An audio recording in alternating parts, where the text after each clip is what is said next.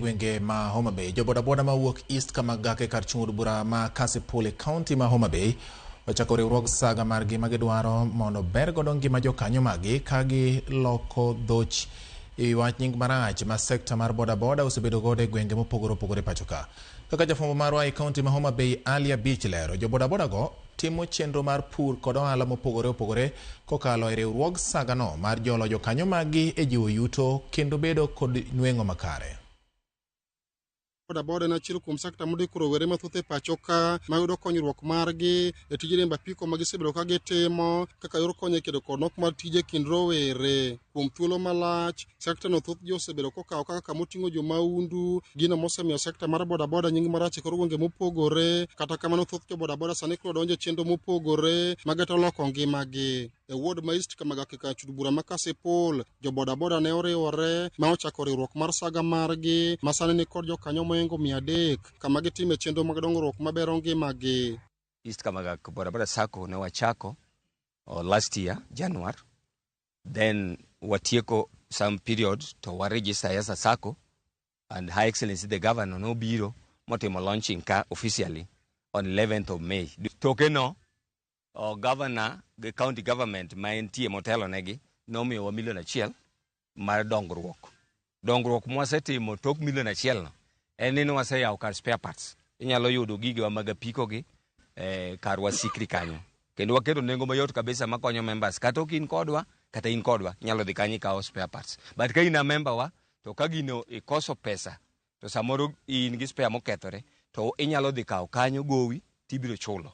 Jo bodaboda go bende jiwo jowetegi mapod riembo apikni mag ji kama ne gichiwo negi apikni 20 manyien mane ginyiewo kokalo e hola mane gikawo e bengi kaka yor konyo e bero ngimagi. Bende kokalo e riwruog saga no, jo apiko go ne opuro sunflower makoro gin kod motedo magiuso e kind chenro mamoko mag dongruok mageto bero ngimagi. Ne wapuro puodho mwapidho sunflower. Kawuono wan gi mo mamarwa. And mono king'iye kata sani en mo ma dhano koro hero lajri. Koro en mo ma onge gik mokeye mang'eny. Mano through this nini. Wan gi welding machine. Gima wacho gi physical gini nenogi ma tiyo. Wan gi tree nursery loka kocha ma wanyalo uso. Chiwo loan January ma 340,000. Sani be wacha kwa dhi chiwo loan ma 557,000 ne members gi. Partner gi jo KCB kendo gimiyo wa loan mar $1.5 million ma wanyiewo go pikipiki 20 gi. Wamiyo members koro giduoko $300 through bank. Jokanyo riwruog saga mar East Kamagake Combined Bodaboda Sacco wacho ni dwaro margi gi sani en nyiewo nyamburko mating'o jowuoth. Ka giwacho ni dwaro margi en chiwo thuolo ne rowere maonge kod tije. Sacco ni dhi miyowa okang' nikech kaka ne wapuro sunflower goduma en gima wanyalo miyo members wa to members kawe bei ma piny to wakonyore godo.